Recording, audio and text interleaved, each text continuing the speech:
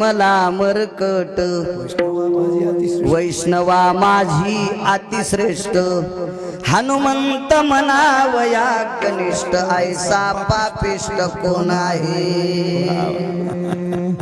वैष्णवात अतिश्रेष्ठ मारुतीराय, ज्यांचा अभंग आहे त्याच मालकाचा हा पुरावा. देहूतले मालक तर इतके इतके प्रसन्न झाले मारुतीरायावर की मारुतीरायाला जिकार वापरला, जी शब्द, शरण शरण जी हनुमंता, तुम्हालो रामदूता, काय भक्तीच्या त्या वाटा, मज दावा व्यासुभटा. माझ्या तुकोबरायकड भक्तीच्या असीम वाटा आहेत, खूप वाटा आहेत.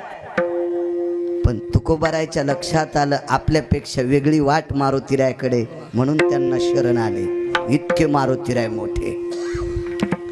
आळंदीतल्या मालकांनी किती मोठी दखल घेतली. ध्वजस्तंभावरे वानरू, मूर्तिमंत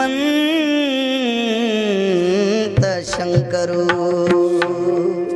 प्रत्यक्ष काशीतले मालक आहेत. म्हणून अशा संतांच्या दरबारामध्ये घंटा अर्धा घंटा मांडी घालून बस जा कथेला, कीर्तनाला.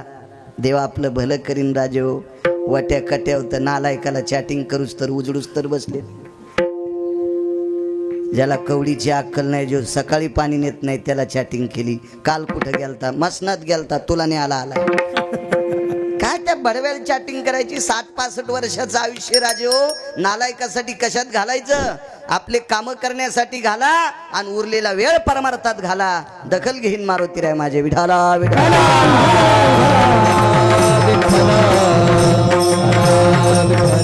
मोठ्या श्रद्धेने चालत असलेला हा अखंड हरिनाम सप्ताह ज्ञानदान अन्नदान सोहळा.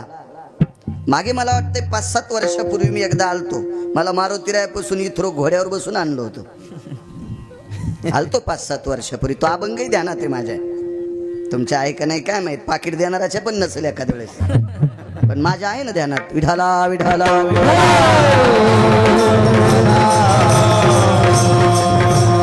याही वर्षी मोठ्या अट्टहासाने सर्व तरुण मंडळ असतील, मारुतीरायाची भक्त मंडळ असतील, आणि मला वाटते आज ज्यांच्या योगानं मला इथे येण्यात आलं, वन मारुती ऑटो युनियन संघटना हिंजेगाव. काय या ड्रायव्हर लोकांना आवडत असेल काय माहित गिरगावचा बाळू. याने एखादा लांबचा चांगला भरदस्त भारदस्त असा महाराज घ्यावा, बलीला बाळ्या गिरगावचा. विडाला विडाला.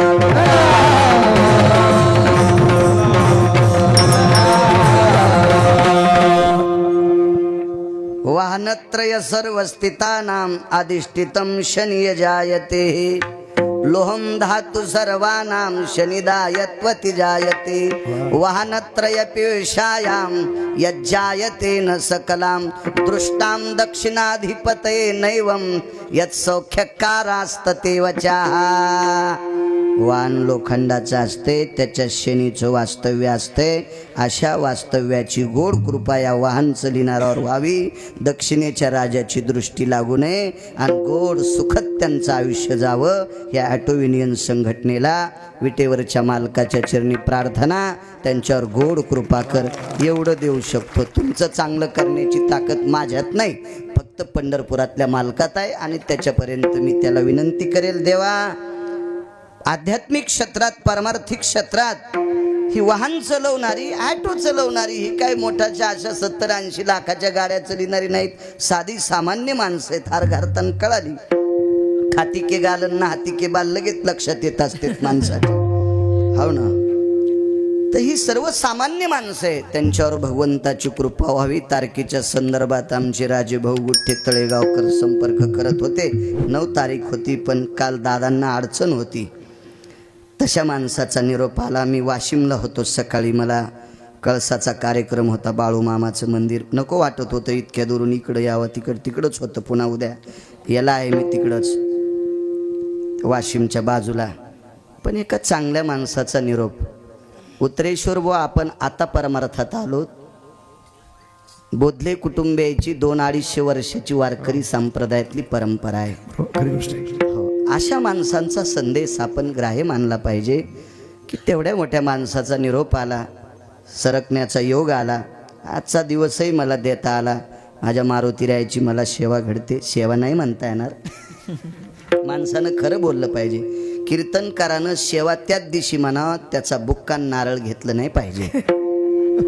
पाकिट घेणाऱ्यानं सेवा म्हणलंच नाही पाहिजे. मला वाटतं देव इतका हानीन की इतकी पण जागा लाल व्हायची राहणार नाही. विठाला विठाला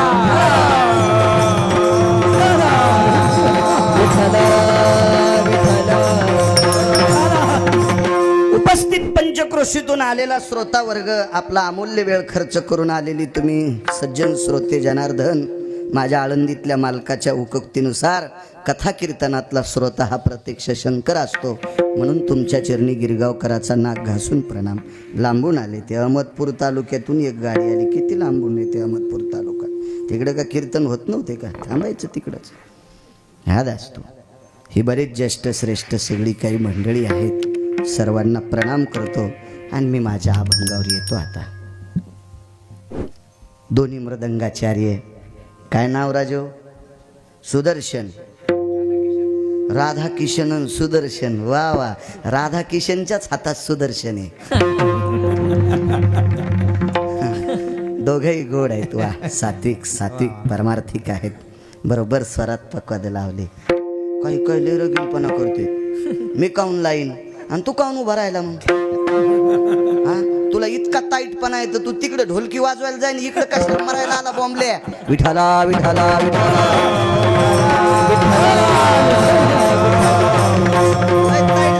काही काही लोक महाराजाच्या पाया पडणत. हा, त्याला वाटायला आम्ही काय भीमसिंग जोशीचे चुलते आहेत का काय? विठाला विठाला. मला असं वाटतंय परमार्थातले नियम मोडणं म्हणजे पंढरपुरातल्या मालकाला धोका देणे. अण्णाला मी नको म्हणत होतो तरी ते पाया पडले. ते म्हणले गादी आहे. चला, जुनी माणसं आहेत. मला सांगा, एखाद्या कीर्तनकाराच्या एखादा गायक नाही पाया पडा म्हणजे त्याचं नारळ कुचकं निघतं का? आणि हे पाया पडा म्हणजे ते नारळ सोन्याचं होतं का? रे, त्या कीर्तनकाराचा काय अपमान आहे? तू ज्याच्या नावानं भाकरी खालास त्या देवाला अपमान करायला त्याचा. विठाला विठाला. आणि मृदंगाचार्यांना धन्यवाद प्रणाम. वयोवृद्ध तत्ववृद्ध आमचे दाबीकर अण्णा आहेत. मुरली अण्णा, गोड आवाजावर प्रभुत्व आहे. आमचे आदरणीय हरिभक्तीपरायण दत्ता महाराज, गोड आवाजावर प्रभुत्व आहे त्यांचं. हरिभक्तीपरायण उत्तरेश्वर महाराज वांगीकर तथा हरिभक्तीपरायण वैजनाथ बुवा, आणि ज्यांनी चाल सांगितली आमचे मामा किशन मामा आदी करून सगळे चोपदार आदी करून सगळे इनेकरी मस्तक माझा पायावरी वारकरी संतांच्या साऊंड सिस्टीमवाले तुम्हाला सुद्धा धन्यवाद. जर आवाज गोड करा, देव तुमचं चांगलं करीन. विठाला विठाला.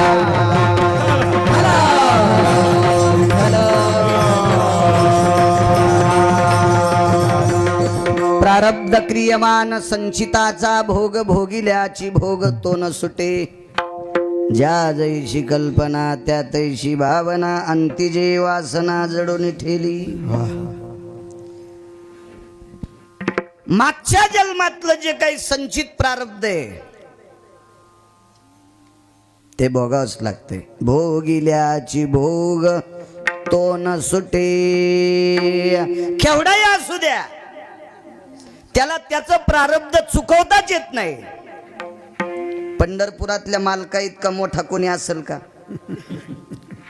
काशीतल्या मालका इतका? एकम दिनत्रयम निशि भयानाम एत पंचाननम गिरिजा पतये. ग्रहदोष पीडा हितार्थायाम जलस्तु समाधिस्त जायते. नैवं गांजा कसम लिखितम. काशीतले मालक देवादिदेव भगवान शिवशंकर 6 घंटे म्हणजे एक प्रहरापेक्षा जास्त 4 तासाचा एक प्रहर असतो. 4 प्रहराचा एक दिवस आणि 8 प्रहर एक दिवस आणि 4 प्रहराची एक रात्र, दोन्हीचा मिळून 8 प्रहराचा एक दिवस असतो. 6 तास म्हणजे 1.5 प्रहर झाला. दीड प्रहरापर्यंत काशीतल्या मालकाला पाण्यात दबून बसावं लागलं. पाण्यात विस्तारपूर्वक सांगायला वेळ मोजकाय, म्हणून त्यांना सुद्धा तितकं प्रारब्ध भोगावंच लागलं. बघा पंढरपुरातल्या मालकांची 7व्या अवतारातली कथा. कर्मे श्रीराम वनवासा गेला, 14 वर्ष 27 दिवस पंढरपुरातल्या मालकाला बिना चप्पलाचं फिरावं लागलं. हातवरी करा, इथं चप्पल कोणाला नाही आहे का नाही प्रत्येकाला. उलट सांगू का, ज्यांच्याकडे पैसे शिल्लक त्यांच्या बायकोला जशी साडी तशाच रंगाची.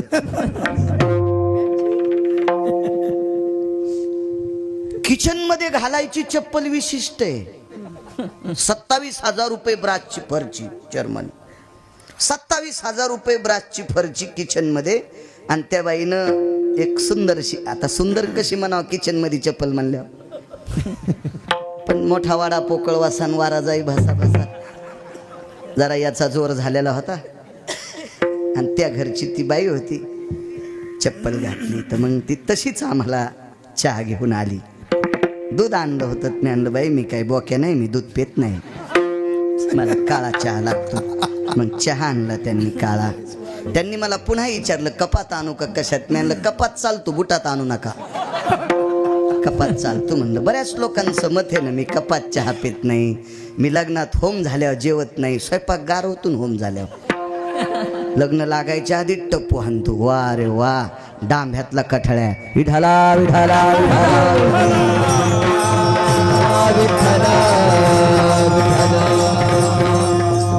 हे पाचकट नियम बांधणारे संप्रदायाला घातक आहेत लोक आहे, घातक आहेत. या इंटरनेट जगामध्ये ज्ञानोबाराय तुकोबारायच्या राज्यात ही अंधश्रद्धा बोकाळणारी हलकट माणसं आहेत, ती नालायक माणसं आहेत.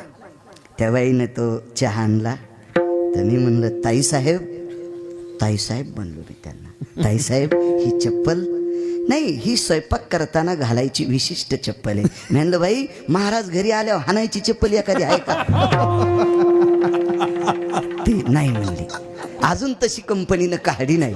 मी म्हणलं कंपनीनं ती चप्पल काढ्यावर कोणाची इथला चहा पिणं नको, हाणायच्या आपल्याला लाल होस तर. सांगायचा भाग एक, चपलान बुट घालायला पाय द्यायचेत का न द्यायचे ते ज्याच्या हातात आहे त्याला देव म्हणतात. चपलान बुट तलेल आमचा विषय, पण ही ज्याच्यात सगळी सत्ता आहे का त्याला 14 वर्ष 27 दिवस बिना चपलाचं फिरावं लागलं. कर्मे श्रीराम वनवासा गेला. कोण सीता?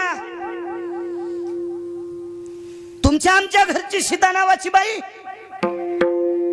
तुम्हाला आणि मला किती पैसे द्यायचे, आणि कोण्या दिवशी वैद्यनाथाच्या दरबारात थाटी घेऊन बसवायचे. हे जिच्या हातात हे राजभाऊ, तिला लक्ष्मी म्हणतात, लक्ष्मी म्हणतात. आणि ती लक्ष्मी 6 महिने 26 दिवस, वाक्य नीट ऐका, मी म्हणजे अंदाजे सांगतोय असं नाही, वाचून सांगतोय. मला कोणीतरी कॉलर धरून विचारणार आहे बाळा कशात लिहिलेलं आहे, त्याच्यामुळं सावधान. आणि आज तर पुराणातला बादशाह ज्या भागात जन्माला आला तिथली रेंज घेऊन आलो. वैकुंठवासी नामनिष्ठ माधव महाराज मगर त्यांच्या बाजूलाच कीर्तन होतं. आणि त्याच परिसरात वारकरी संप्रदायात अजून एक रत्न फार मोठं होतं, वैकुंठवासी गुरुवर्य नामदेव पठाडे. दोन्ही रत्न त्या भागात जन्माला आले वारकरी संप्रदायात. कधी कधी अशी ती ऊर्जा मिळती बरं, एखाद्या संतांच्या भागात गेलं की ऊर्जा मिळती. 6 महिने 26 दिवस पंढरपुरातल्या मालकाला सोडून राक्षसनीच्या सानिध्यात बसावं लागलं. योग घडला सीता देवी. किती मोठा अधिकार असेल कल्पना करा. तुम्हाला आणि मला दादा किती पैसे द्यायचे, जिच्या हातात आहे तिला मालकाला सोडून 6 महिने 26 दिवस राक्षसनीच्या सानिध्यात बसावं लागलं. माग पुढे सांगायला, कर्मे दशरथ योगे मेला. किती पुत्र राजा दशरथाला? 4 पुत्र राया दशरथा. 4 पोरं. बस स्टँडला फुटाने खाणार नाही. वृक्षाचे पान हले ज्याची सत्ता राहिली अंता मग कुठे तुझी या सत्तेने वेदाशी बोलणे सूर्याशी चालणे तुझी या बळे ऐसा तू समर्थ ब्रह्मांडाचा धनी विश्वाचा मालक आहे धनी येतो हा पुत्र दशरथ राजाचा एक साध्या भाषेत सांगू का आपल्या मराठवाड्यातल्या देवाचा बाप दशरथ राजा कोण देवाचा बाप विटेवरचा मालक 7व्या अवतारात ज्याच्या पोटी जन्माला आला तो विटेवरच्या मालकाचा 7व्या अवतारातला पिता राजा दशरथ किती मोठा एक पुत्र माहित आहे लक्ष्मणजी परवाला कुठल्या तरी देशात भूकंप झाला ना कोणतं स्थान हो तिथं माळकरी नाही तर हा तिथं कशी माळकरी आवश्यक नाही नाही एसटीच गेली म्हण अशी भगळ पडली आणि बंदी एसटी गेली टायरा सोबत हे कोणाला करता येतं माहिती हा शेषाला शेष त्यानं अशी मुंडी हालेली की किल्लारी सारखं होतंय त्यानं जरासं वळवळ केलं की माळीन गावासारखं होतं त्यानं जरासं वळवळ केलं की कालच्या त्या तुर्कस्तान सारखं होतंय माणिकभाऊ हे कोणाच्या ताब्यात आहे शेषाच्या आणि तो शेष नावाचा मुलगा लक्ष्मण राजा दशरथाचा 2 पुत्र सांगितले अजून 2 ऐका रामायणात ऐकत असतात ना तुम्ही भरत आणि शत्रुघ्न कोणाला म्हणायचं भरत केळीचं ढेला आपल्याला घेणार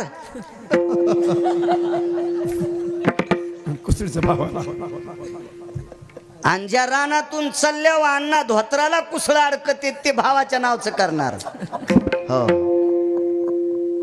कोणाला म्हणायचं शत्रुघ्न एक जागीतले पैसे याजानं सासरवाडीत वाटायचे आणि वायलं निघताना म्हणायचं दिवाळं निघलं रे आणि वायलं निघलं मग तिकून पाईपलाईन येते सासरवाडीतून बसायची जागा हाणायला पाहिजे अशा भाडव्याची विढाला विढाला असा भरत शत्रुघ्न असेल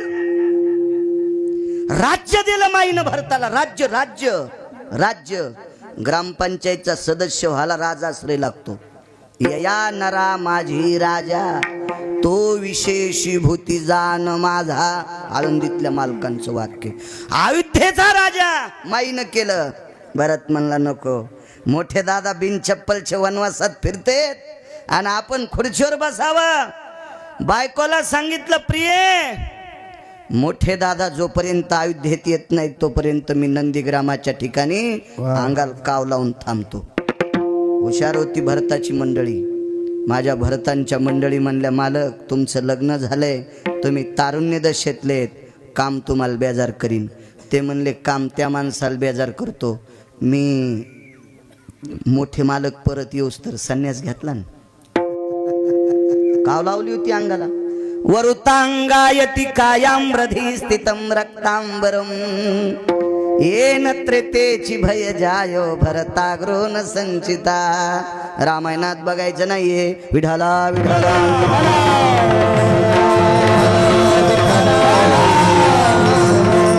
राज्याचा त्याग केला आणि भावासाठी अंगाला काव लावली वांगीकर नंदीग्रामाला कोण शत्रुघ्न कोण शत्रुघ्न एका माणसाला मी 3 एकर रान बटाईन दिलं 6 वर्ष रानात गेलो नाही आता गेलो तर 2.5 एकरच भरलं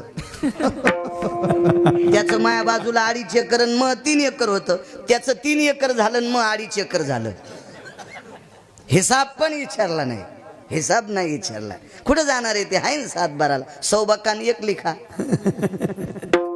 लिखा महत्वाचं आहे ना ते कुठं जाणार नाही पण बघा अख्ख्या महाराष्ट्रातले पाकिट आणणाऱ्याला रान बटईनं करणाऱ्यानंच 1/2 एकर रान आणलं काय चालू असून ते माझ्यापेक्षा विचार करा ते तुम्ही आमच्यावर घेतल्यावर लय खसखस पिकती तुमची अरे तुमची राजे चेहरे पाहिल्यावर कळत तुम्ही किती बांध कोरितात विठाला विठाला विठाला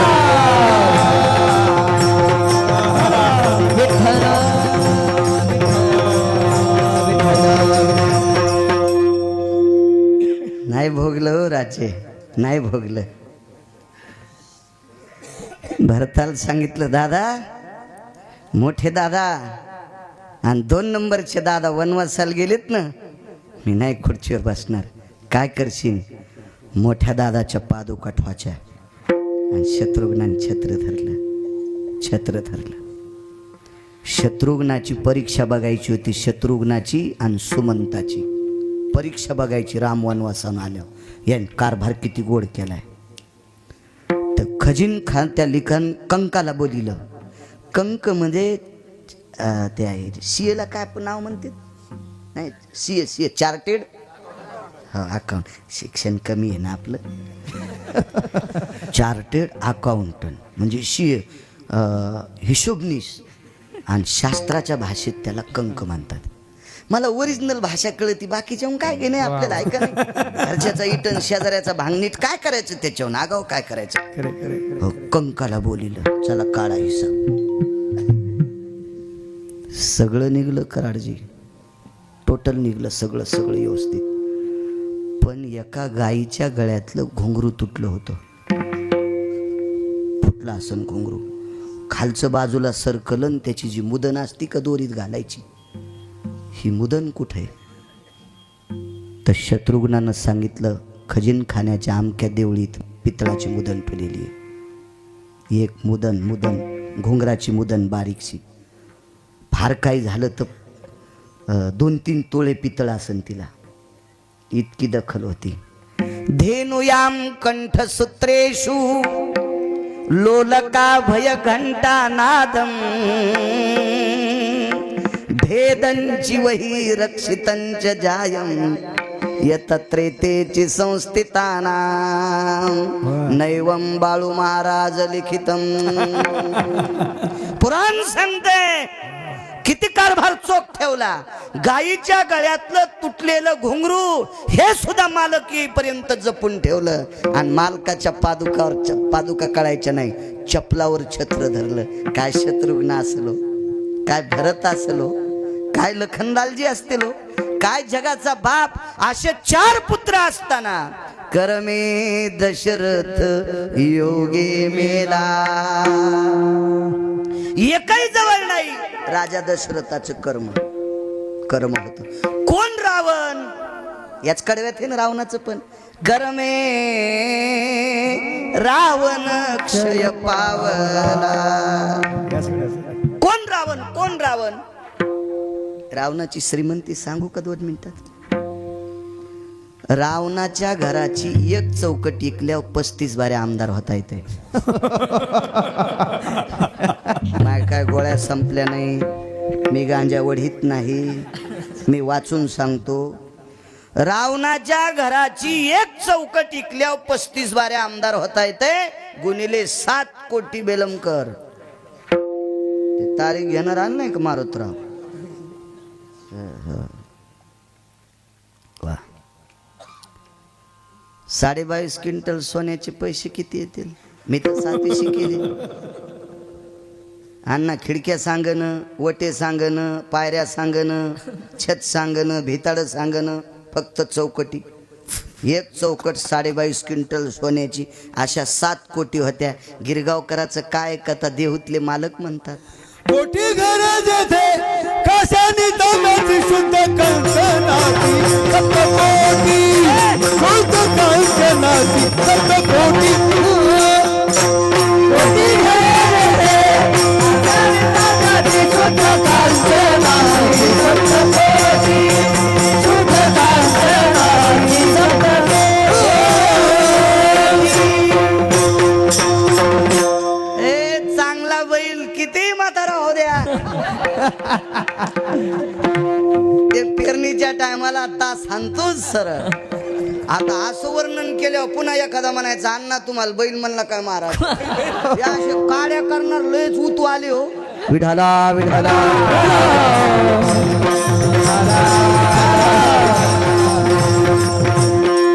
7 कोटी घर सोन्याची होती. किती मोठा रावण हो. ज्याच्या एका घराच्या चौकट 22.5 क्विंटल सोन्याची. 269 किलोमीटर एकीकडचं भिताड होतं गावाचं.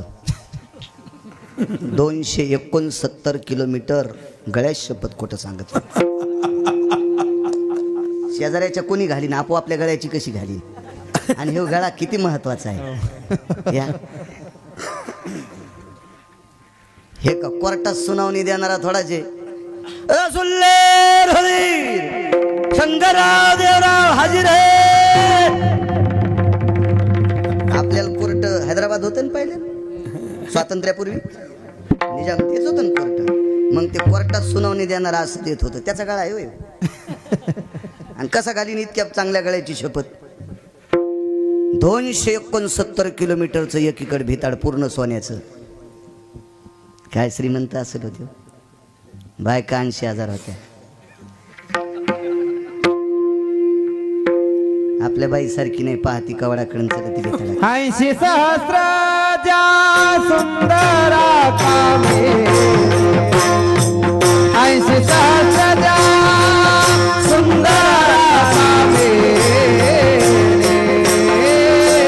माझी मुखराणी मंदोदरी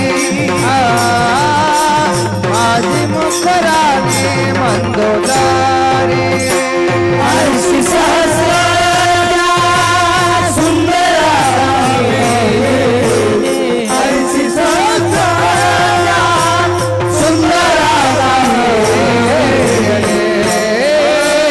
माझी मुखराणी मंदोदरी माझी मुखराणी मंदोदरी.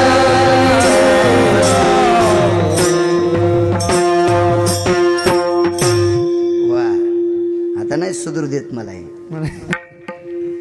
80 सहस्र सुंदरा कामिनी माझी मुख्य राणी मंदोदरी.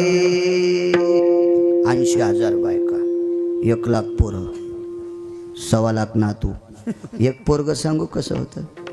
आपल्याकडे मंत्र्याला पद किती असते. आता किती भीत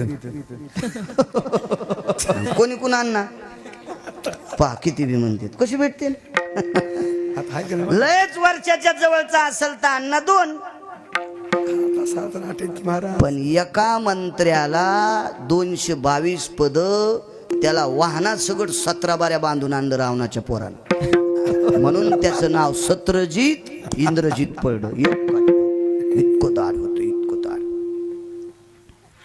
याच्या पलीकडे सांगू का तुम्हाला ते किती दाढ होतं.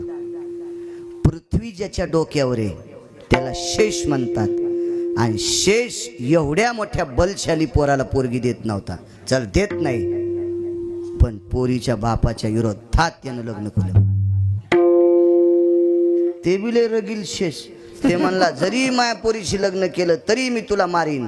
ते म्हणला मला मारल्यावर पोरगी विधवा होईन. बुक्का लावला तरी हरकत नाही पण मी तुला मारीनच. आणि मारलंच. ते जावाई म्हणला मला मारण्यासाठी 14 वर्ष उपवास. अरे 14 वर्ष 27 दिवस धरीन पण तुला मारीनच. मला मारण्यासाठी झोपायचं नाही. झोपणारच नाही. काय शेष बी काय पोरग असेल ते रावणाचं. असे पोरं 1,00,000 पोरं 1,25,000 नातू 80,000 बायका. तर सासरे किती झाले 80,000. पण सासा नाही सांगता याच्या.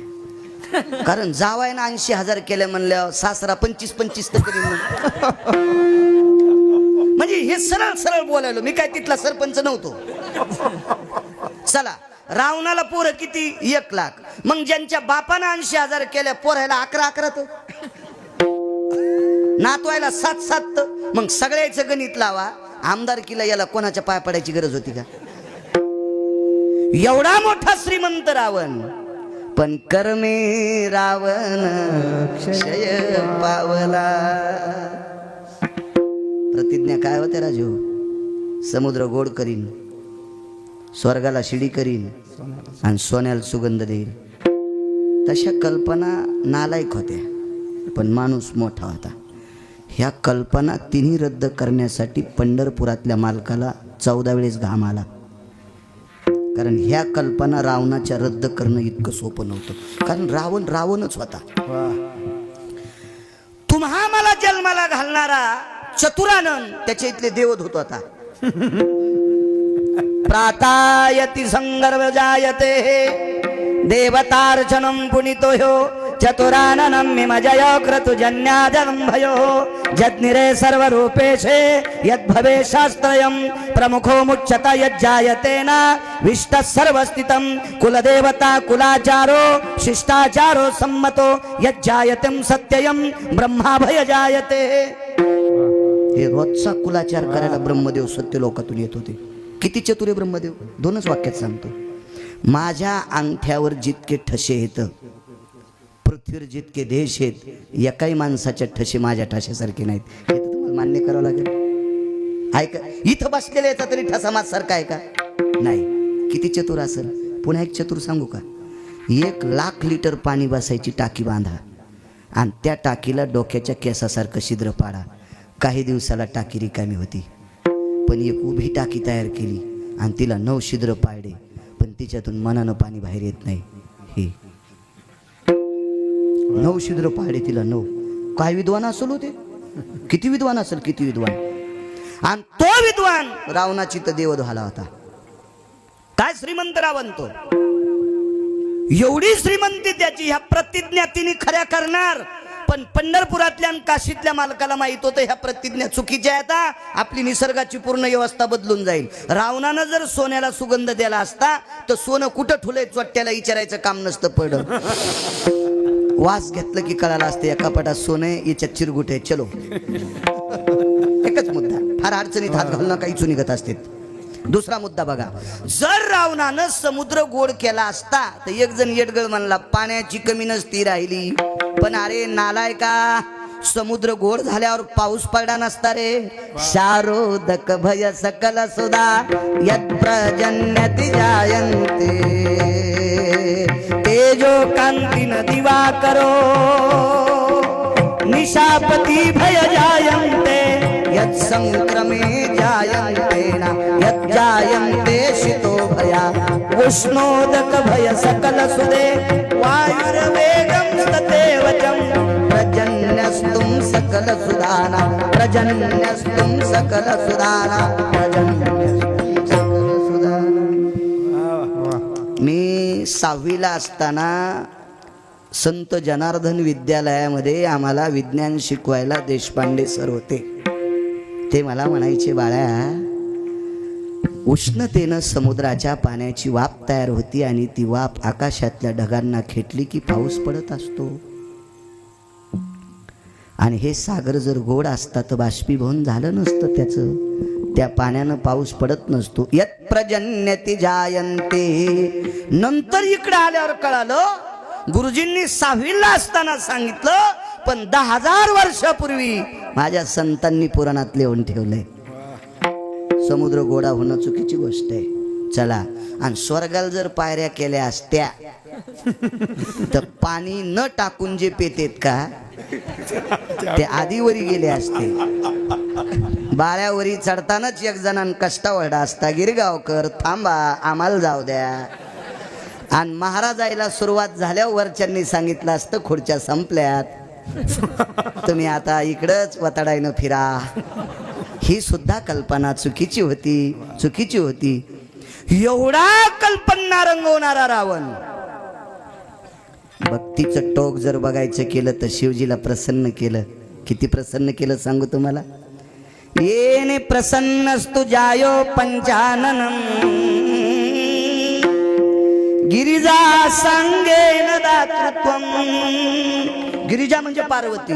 सांगेन दातृत्वम. इतकं भक्तीचं टोक. पत्नी मागितली देऊन टाकली न. पण पोरग हुशार होतं गणपती बाप्पा, आईला सोडिलं. इतका भक्तीत श्रेष्ठ. तरी करमे रावण क्षय पावला. किती मोठा रावण लक्षात आलं. हे उग मोजकं सांगितलं तिळभर. रावण सांगायला किमान 1.5 वर्ष लागते माझ्यासारख्या येडपटाला. विद्वान माणसं 10-10 वर्ष सांगतील, रोज 2 तास. माझ्यासारखं येडपट 1.5 वर्ष सांगल. विद्वान किती वर्ष सांगतील. एवढा मोठा रावण. किती मोठ्या सीताई साहेब, किती मोठे राजा दशरथ, किती मोठे प्रभू रामचंद्र, पण कर्माच्या रेषेनुसार एका तिळा इतकं बाजूला सरकता आलं नाही, म्हणून पैठणचे मालक पहिल्या कडव्यात म्हणतात प्रारब्ध क्रियमान संचिताचा भोग, प्रारब्ध क्रियमान संचिताचा भोग, भोगिल्याचे दान थोडा सुटे, भोगिल्याचे भोग थोडा सुटे.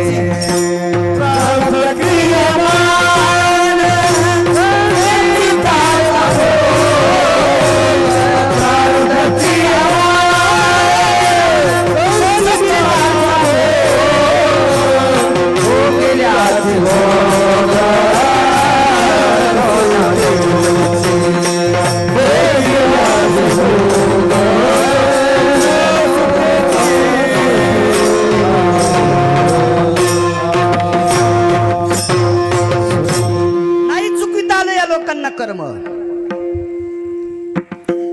ज्या मालकापाशी कीर्तन सप्ताह ना, त्या मालकाची एक परिस्थिती आहे का. 4 रावणापैकी एका रावणानं प्रभू रामचंद्राचं हरण केलं. कर्म सांगायला, कर्म नाही चुकत, नाही चुकत, हरण केलं. आणि मग पहाटे भगवान प्रभू रामचंद्राला त्या नालायक रावणासोबत युद्ध करावं लागलं. पंढरपुरातल्या मालकाला, विष्णूचाच अवतार, युद्ध करावं लागलं. इतकं युद्ध तुंबळ झालं दोघातच. तो रावण प्रभू रामचंद्राला मारित होता आणि प्रभू रामचंद्र त्याला मारित होते. पण भानगडी एक झाली सज्जनांनो, प्रभू रामचंद्राने बाण मारला की त्याच्या अंगातून रक्त पडत होतं आणि जितके थेंब पडले तितके रावण तयार होत होते. ते 10 तोंडाचा सांग ना बरं मी. दुसरा 4 रावण होते, 4 त्याच्यापैकी एक. घरी गेल्या बघा, मोठाले मोबाईल आहे तुम्हाला, असं इचकायचं नुसतं. तुम्ही एरवी कसं इचकीतात असं असं असं, तसं हे पण इचकान घरी गेल्या. वेळ भेटल्यावर भेटा, काम बंद करून नका करू. मारावं तर जास्त तयार व्हाले आणि नाही मारावं तर बेटा आपल्याला मारायले. संकट येऊ घामाघूम झाले. माणूस संकटात कोणाला हाक मारतं माहितीये का, अशी ठेस लागावा. आई ग, काय म्हणते माणूस, आई ग, मेवणीचं नाव घेत नाही. मी नाही म्हणायचो बरं का. आदरणीय पूजनीय कोठाळकर दादा म्हणायचे, साहेबराव महाराज कोठाळकर. आपली पात्रता पण नाही ते म्हणण्याची. मोठा काटा मोड काय म्हणतंय, आई ग, बाई ग, आई ग, इतकंच म्हणतंय. आणि डोळ्याला पाहत असताना दृश्याच्या पलीकडचं चरित्र ज्या वेळेला घडत असतं त्यावेळेला तोंडातून शब्द पडतो, बापरे बापरे, हा शब्द पडत असतो. आणि ज्या वेळेला अतिसंकटाचं टोक येत असतं त्यावेळेला आपल्या कल्याण करणाऱ्या व्यक्तीचं नाव आठवत असतं. मग तो आपला कुलगुरू असेल, आपला टोकाचा एखादा फार जवळचा हितेशी असेल. माझ्या विटेवरच्या मालकाला एकाच व्यक्तीचं नाव आठवलं, मारुतीराय. हे पवनसुता, इतकं तोंडातून पडणं उडी हाणणं सगळं झाली. जी मालक डोळे भरून आले प्रभू रामचंद्राचे. हनुमंता, अयोध्येचा कारभार कसा सांभाळायचा, कशी वाट लावायची, तू बुद्धिमत्तान वरिष्ठम, तुला कसं ठरवायचं ठरव बाळा. आता मी वाचत नाही. मारुतीराय म्हणजे तुम्ही, आणि कोणाला बोलायले, एका चिरंजीवाला मारुतीला बोलायले तुम्ही. मालकानं सांगितलं, अरे मी तुलाच बोलायलो राजा, हे वाचू देत नाही रे मला. हाना माझ्या देखता. काय हाणायचे, त्याला एक बाण मारला आणि जितक्या चिळकंड्या पडल्या त्या रक्ताच्या थेंबातून पुन्हा तयार व्हालीत. आणि नाही हाना होतं ते मला हाणतंय. मारुतीराय म्हणले, मालक एक सांगू का, हा किती नालायक आहे. ब्रह्मदेवाला विचारलं तर याचा नालायकपणा मोजायला तराजू नव्हतं. पण नालायक जर पंढरपुरातल्याच्या हातानं मरत नसल तर एक समजायचं, त्याची बायको पतिव्रता आहे. बायको पतिव्रता आहे. पंढरपुरातल्या मालकाला बऱ्याच नालायक मारत असताना त्यांच्या बायकांची अडचण आली. तुम्हाला एक सांगू का, पंढरपुरातल्या मालकानं 7व्या अवतारात रावण कधीच मरत नव्हता. माना नका मानू काय घेणे मला त्याच्याशी, मी वाचून सांगायला तुम्हाला. रावण एकदाही प्रभू रामचंद्राच्या हातानं सरळ सरळ मरत नव्हता. पंढरपुरातल्या मालकाला 2 लोक भायकावं लागले, एक त्याची बहीण आणि एक त्याचा सख्खा भाऊ. त्या तुटक्या नाकाचीच्या तुटलेल्या नाकाची होती ना ती, तिच्या डोक्यातला स्क्रू ढिला केला, जरा ढिला केला स्क्रू, आणि स्क्रू ढिला झाल्यावर ती दादाला म्हणली, दादा मला एक वहिनी आण. तेव्हापासून याला लहान लहान लेकरायला ते गाणं शिकिते, दादा मला एक. काय रे सुदर्शन, असं असतोय, गुदगुल्या होत्यात तुला बी.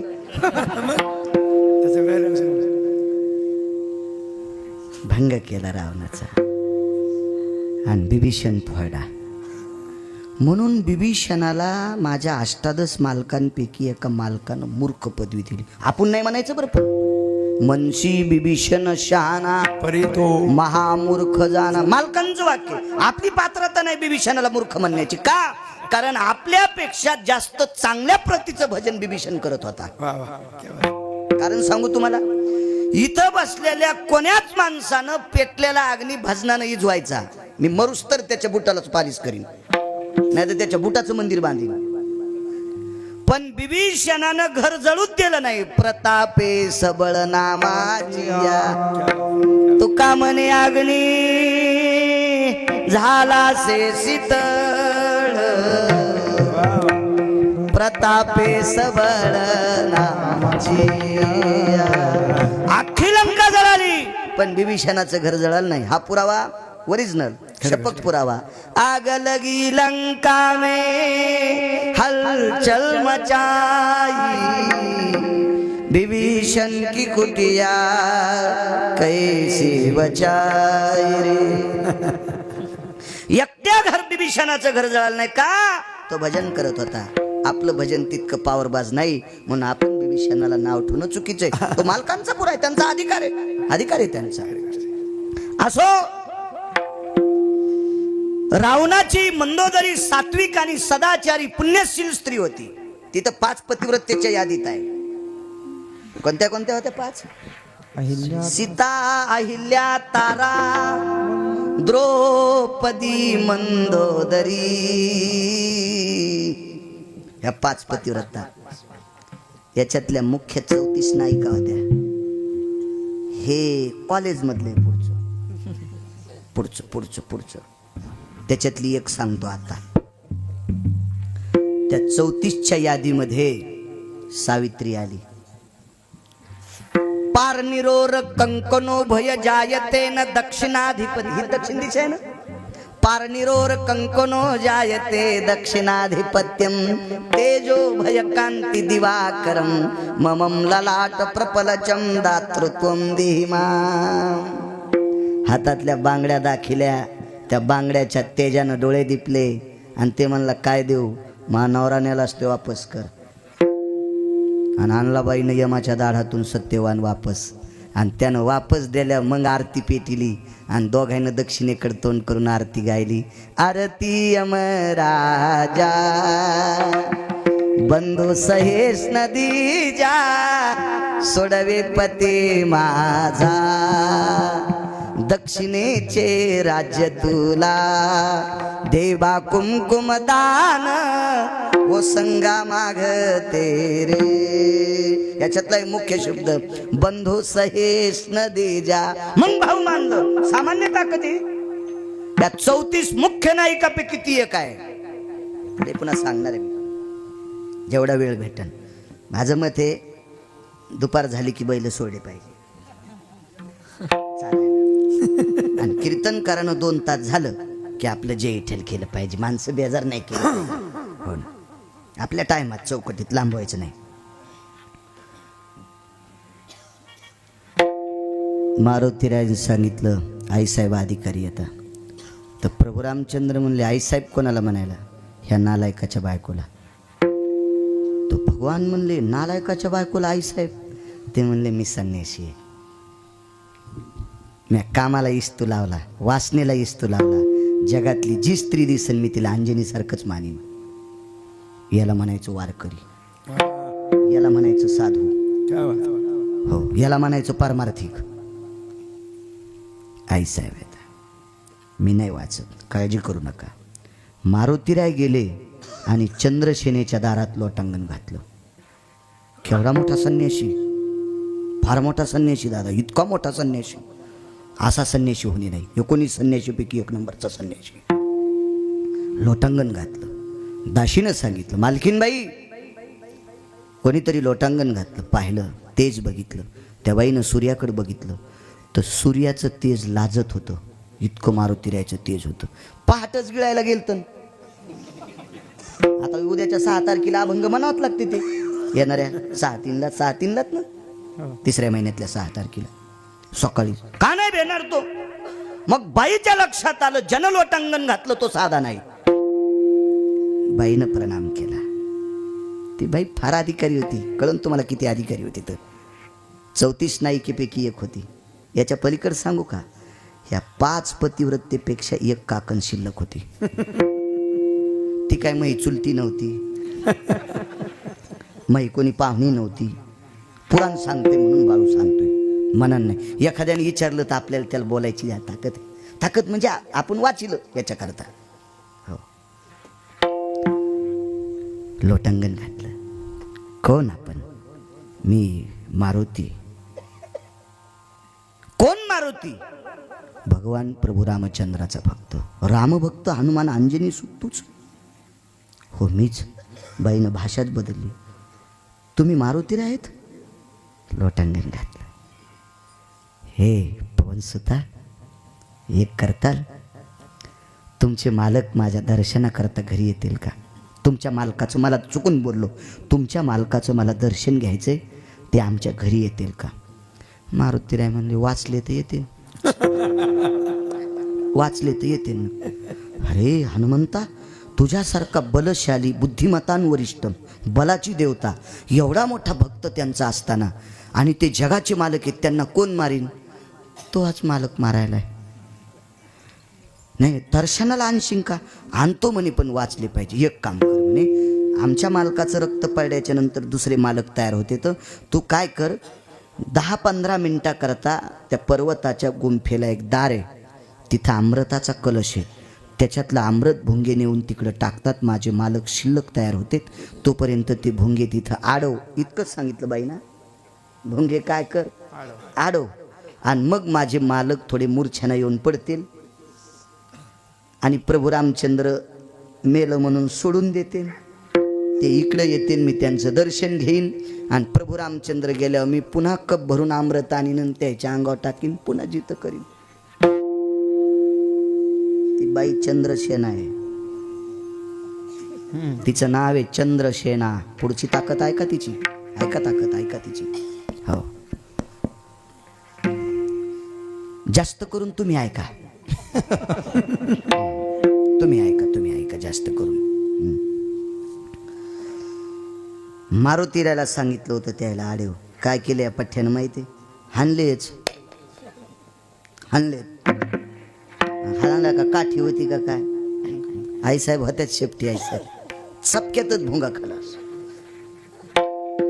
काही ठराविक भुंगे राहिले, लफ लफ लफ लफ कापू लागले असे ते. हो, अरे बापरे म्हणले, काय प्रणाम. मारुतीराय म्हणले, बेटे हो, हरामखोराला जिवंत करता आणि जगाच्या मालकाला त्रास देता, भडव्या होत, वाचूच देत नाही तुम्हाला. ते काय असं लुचे पिचे होते का काय? थांबन, मी आता कष्टा घालतो आणि येतो. गेलं तर उरकते. मारुतीराय होते. भुंगे म्हणले, आमचा वंश संपू नका, भुंग्याच्या जाती 14. तुम्हाला एक भुंगे माहीत असतील, गोळे करणार. अण्णा तुम्हाला काय माहित? गोळे करणार भुंगे, भुंग्याच्या जाती 14. माझ्या शिक्षणाच्या काळात एक कविता वाचली मी. एक चांगलं सुभाषित होतं ते कालिदास. कोणी एक विचित्र पुतळा जेवावयाशी बैसला जेविता पात्रे चिनी भक्षिला 14 जातीपैकी एक भुंग्याची जाते ती फक्त फुलाचा मकरंदच खाती दुसरं काही खाऊ शकत नाही पण तो भुंगा कमळाच्या झाडावर सूर्योदय झाल्यावर बसतो कारण कमळ सूर्योदय झाल्यावर उमलते कमळाच्या विशिष्ट प्रकारच्या जातींचं मला नाव माहीत आहे पण अजून काही जाती आहेत तिथपर्यंत मी पोचलो नाही मला फक्त 9 जाती माहीत झाल्या त्याच्यापैकी 8 जाती वरी तोंड करून उमलतात मला माहीत झालेल्यापैकी आणि एकच अशी कमळाची जात आहे विरोधात आहे सूर्य उगवल्याच्या नंतर उमलतात त्या 8 जाती आणि सूर्य मावळला की मिटतात त्या 8 जाती आणि सूर्य मावळल्याच्या नंतर रात्री उमलतात आणि खालतोंड करून उमलतात ते ब्रह्मकमळ आहे त्याचं तोंड वरी नसता खाली तोंड आहे त्याचं ब्रह्मकमळाचं चला मग सूर्य मावळला की कमळाचे पाते असे मिटतात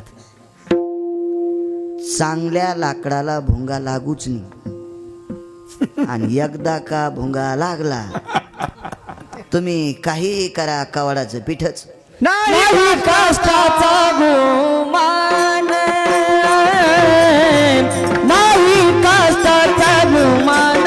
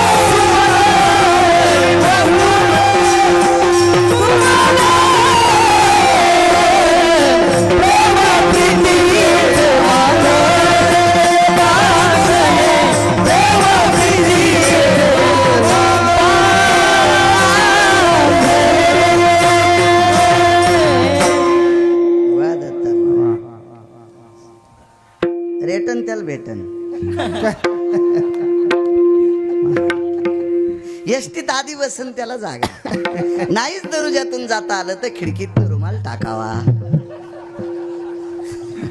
पाठ दोघायला होत एका मतावर हुकला खेळ होत कधी कधी असं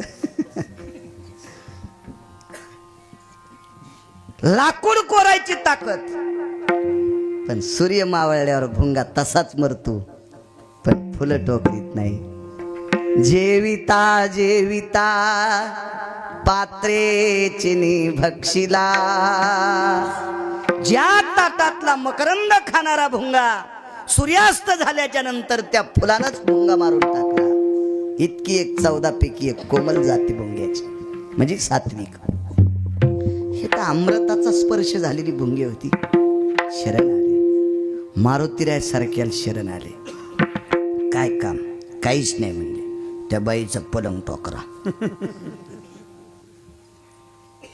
बुद्धिमतांवरिष्ठ मी थोडंसं सांगतो चमच्याभर तूप घेतो समुद्रातलं मारुतीरायाचा बुद्धी किती मोठी होती बाईनं सांगितलं हनुमंता भुंगे आडो प्रभू रामचंद्र इकडं आले की मग प्रभू रामचंद्र माझ्या घरी येतील मारुतीरायानं सांगितलं दारात नाही आतमध्ये बसू पण एक लक्षात ठेवा आई साहेब माझ्या मालकाला विघ्न चालत नाही याचे 1-2 पुरावे सांगतो कोणता विघ्न चक्षुया चक्षुपाती मिनलिया वरुता नियती तयावधीची आई ती विलंबन चाले सांगू खाली येऊन वरचं पापण खालच्या पापणाला लागतंय, त्याला आपण निमिष म्हणतो, क्षण म्हणतो.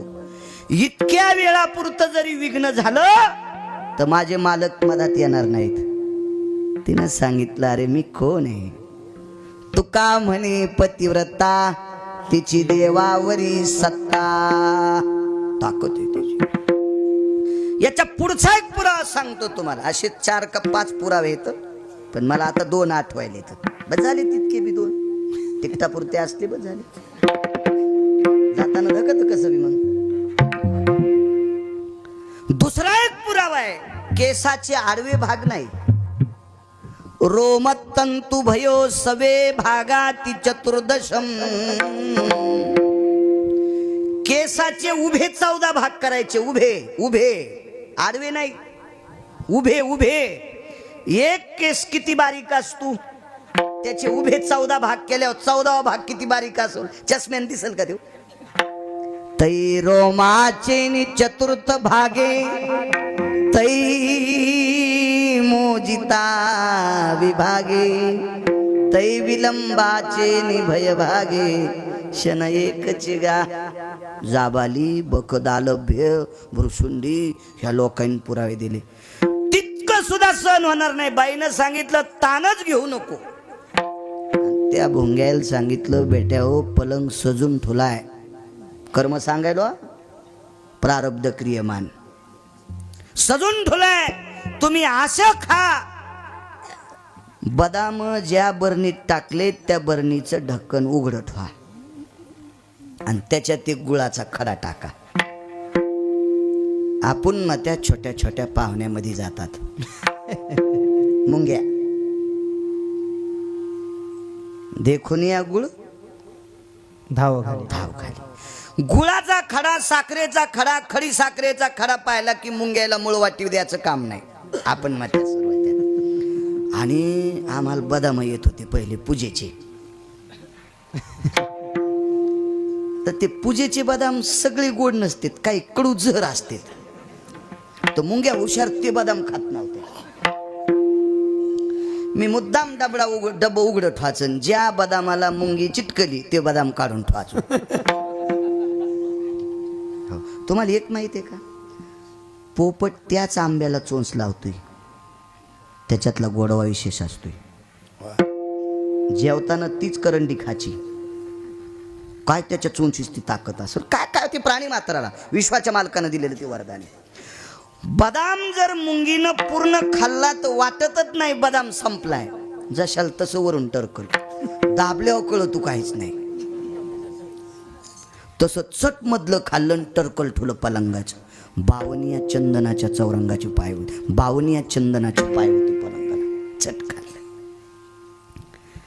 धार दिशी तो रावण खाली पडला. आनंदाची आबूक ठोकली पंढरपुरातल्या मालकानं. वाचलो रे. आणि मग मारुतीराय, चला आंघोळ करून घरी जाऊ.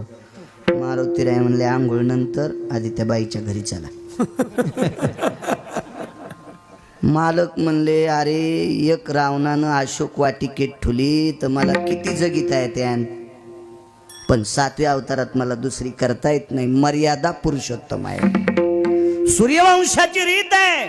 आणि मी जर या वंशाला दूषण लावलं या अवतारात, मी बंदिस्त आहे.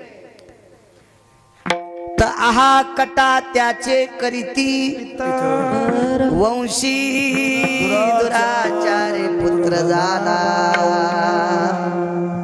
शाप देतात पितर, शाप देते, हे नाही करणार. मारुतीरायाने सांगितलं, देवा नुसता पलंगाला पाय लावला की पलंग मोडणार, आणि मोडा की मग तुम्ही तिथं थांबायचं नाही, असं मी वचनबद्ध केलं. काय डोकं लावतो पवन सुता. अरे पतिव्रतेचा पलंग माझ्या पायानं मोडल, तिची देवावरी सत्ता नाही मोडत. मारुतीरायाने सांगितलं, मी सगळं केले, तुम्ही ताण घेऊ नका, माझ्यावर विश्वास ठेवा, माझ्यावर विश्वास ठेवा. तर प्रभू रामचंद्र म्हणले, तुला संन्याशाला हे आगावपणा करायची काय गरज होती, मागणं पुढं फुकटा उडत. नाही म्हणले, ज्यानं लग्न नाही केलं त्याला तर लय संसारीच का वाटते. तुम्ही अजून मी लक्षात घ्या, आमच्यापेक्षा ज्यानं लग्न नाही केलं का ते महाराज जास्त संसार सांगतो. विठाला विठाला.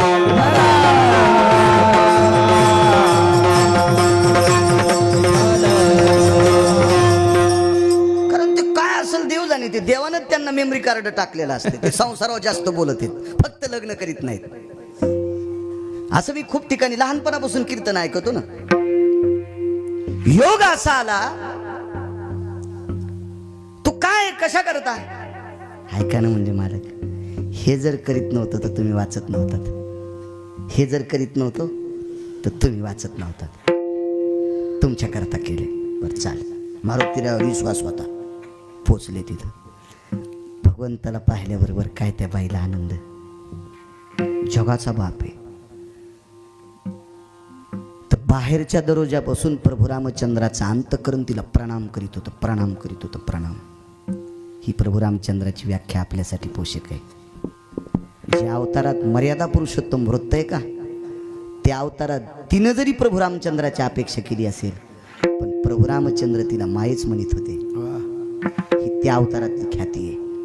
अंतःकरण तिला आई म्हणून पुकारित होतं. गेले ना, अंगठा मारला पायाचा, पायाचा अंगठा मारला, कडकड कडकड पलंग वळला, निघाले वापस. सव्य भागा अशी दृष्टी जी आहे ते तिच्याकडे पाठ केली, तिकडे तोंड केलं.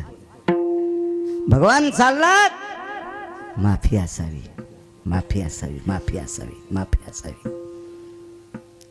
देवानं पाहिलं नाही, पण एक वरदान दिलं.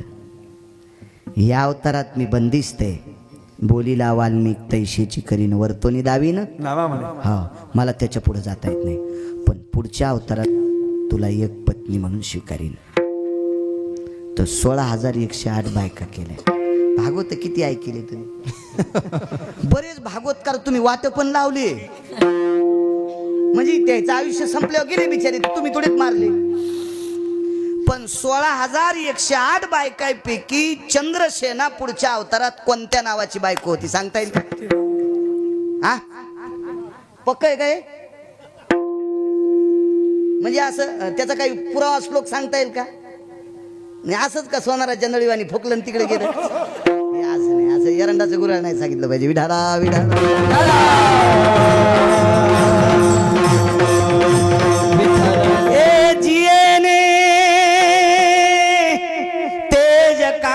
प्रसन्न केला, जिये चरुणावरती लोळला, तो पियुषाचा संचय ठेला, चंद्रसेना म्हणती तेला.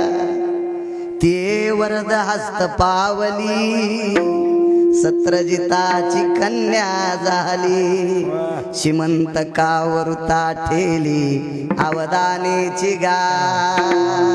मग 21 क्विंटल 78 किलो 44 तोळे सोनं, मनी देणारा हुंडा तिच्या बापाने दिला.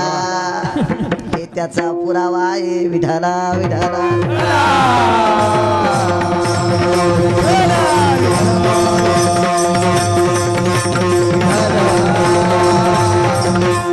ऐकणारे माणसं इतके हुशार व्हावा की कीर्तन करताना काही काही माणसाकडे पाहिलं की कीर्तनकाराचं धोतर घामानं ओलवा, पटक्यातून घाम सुटावा, इतके हुशार पाहिजे तुम्ही. तुम्ही काही काही गोष्टी वाचिनत म्हणून पांचटायचं धकायलं. विठाला विठाला